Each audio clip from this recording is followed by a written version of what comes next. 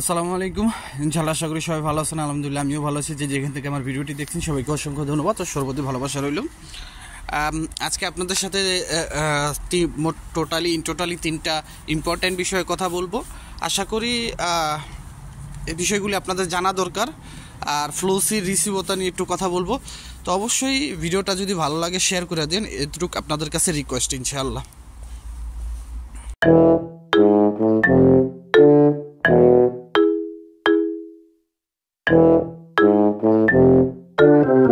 তো সব কিছুর জন্য আলহামদুলিল্লাহ প্রথমেই আমি যে কথাটা বলে রাখি বা যে কথাটা বলতে চাই, সব থেকে এখন সবচেয়ে বেশি ইম্পর্ট্যান্ট যে বিষয়টা সেটা হচ্ছে দেখা যাচ্ছে যে যারা নুলস্তা পাইছে আপনার ফ্যামিলি ভিসা বাদে ওয়ার্ক ভিসা, সেটা ডোমেস্টিক হোক, স্পন্সর হোক, এগ্রিকালচার হোক, এখন তৈরি তারা অ্যাপয়েন্টমেন্টের কোনো সিদ্ধান্ত আসেনি। আমি সহ আরও যারা যারা ভিডিও করে সবাই আমরা আপনাদেরকে মিনিমাম কিছুদিন সময় নিয়েছিলাম বা কয়েকটা ডেট দিছিলাম, যে ডেটের ভিতরে এখন তৈরি হয়নি। ইভেন লাস্ট কবে হবে সেটাও সর্বশেষ কি আপডেট হতে পারে সেটাও আমরা কেউ জানি না। কিন্তু এই প্রসঙ্গে আমি আপনাদেরকে একটা কথা বলতে চাই, যেটা দেখেন যে আপনারা যদি একটুখানি দেখেন যে যখন 2023 সালেই আপনার 24 সালেই আপনার যখন ফাইল জমা দেওয়ার জন্য আপনার নর্মালি অ্যাপয়েন্টমেন্টের স্লট যখন চালু হইতো, যেটা হ্যাক হয়ে যেত, এরকম সিস্টেমটা কিন্তু জানার পরে আপনারা অনেকেই পাইতো না।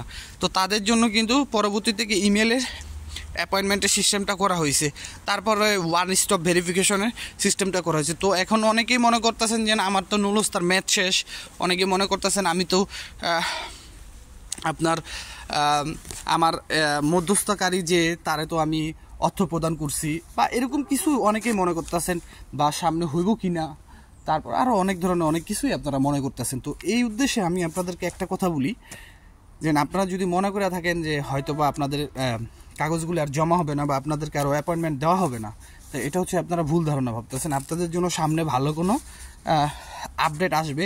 আমি কিছুদিন আগে আমি আপনাদেরকে একটা নিউজ দিছিলাম, যেটা হচ্ছে যে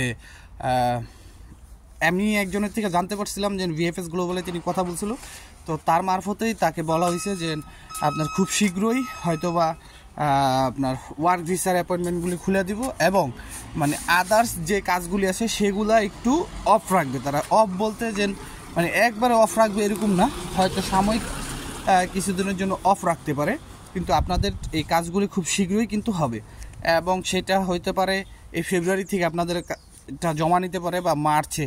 তো তবে আমি যদি ভুল না করি, যদি মনে করেন যদি আমার ধারণা জানতে চান, বা আমি ধারণা করি যে একদম এটা ডিপেন্ড করতেছে হচ্ছে 2023, 22 এবং 24-এ যারা জমা দিয়েছে তাদের ফাইলটা কখন শেষ হবে, এর ভিতরেই আপনাদের কার্যক্রমটা হতে পারে। বা এরকম আছে যে ভিএফএস গ্লোবাল অথবা ইতালি এম্বাসি থেকে আপনাদেরকে একটা ঘোষণা দিতে পারে যে আপনার এই এখন যে ক্লিক দিয়ে গেলে এটার যে নুলস্তা বের হবে সেটার সাথে আপনারা ভয় পেলে চলবে না। আপনারা একটা জিনিস দেখেন, এখন যে এটার ক্লিক দিয়ে হইলো 1 মাস পর থেকে কিন্তু নুলস্তা বের হওয়া শুরু হবে। তো তারা কিভাবে জমা দিবে? তাদের কিন্তু সব ভেরিফিকেশন হওয়ার পরে কিন্তু তাদের নুলস্তাটা বের হবে।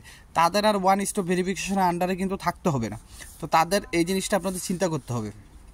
আর দ্বিতীয় যে বিষয়টা সেটা বলতে চাই, যে যারা আপিল করছেন, আজকে আমার একজনের সাথে কথা হইলো, তিনি তার মালিকের এভোকারে করে আনিছে, তারপরে মালিকে আবার আপিল করছিল।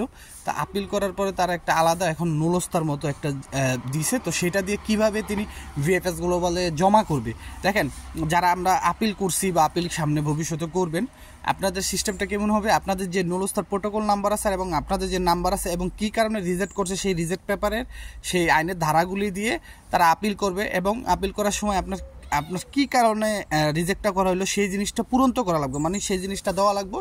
পরবর্তীতে যখন আপিলের রায় আসবে, ধরেন আপনার পক্ষে পজিটিভ আসলো, যদি পজিটিভ আসে তাহলে সেটা কি হবে, এই আপিলের রায়টা পেরপুত্তরায় পাঠানো হবে, এবং পেরপুত্তরা থেকে আপনার এম্বাসিতে পাঠানো হবে, এম্বাসির থেকে ভিএফএস গ্লোবালে পাঠানো হবে। তখন ভিএফএস গ্লোবাল আপনাদেরকে ফোন দিতে পারে অথবা আপনাদেরকে অনলাইনে এটা আপডেট করে দিতে পারে। সেই ক্ষেত্রে কিন্তু আপনাদের, আমার যতটুকু মনে হয় যে সেই ক্ষেত্রে আর অ্যাপয়েন্টমেন্ট নিয়ে জমা দেওয়ার কোনো এখানে মানে কোনো দরকারই নেই, বা আলাদা আবার ভিসা ফি দেওয়ার আপনাদের কোনো দরকার নেই। আশা করি বুঝতে পারছেন।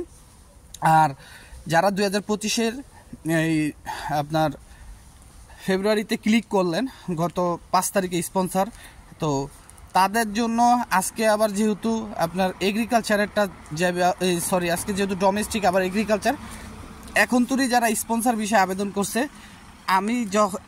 আমি যে ভিডিওটা বানাইতেছি এই সময় পর্যন্ত এখন তুই কারোই আপনার রিসিপ্ট পায় না, এরকমটাই আমি শুনছি।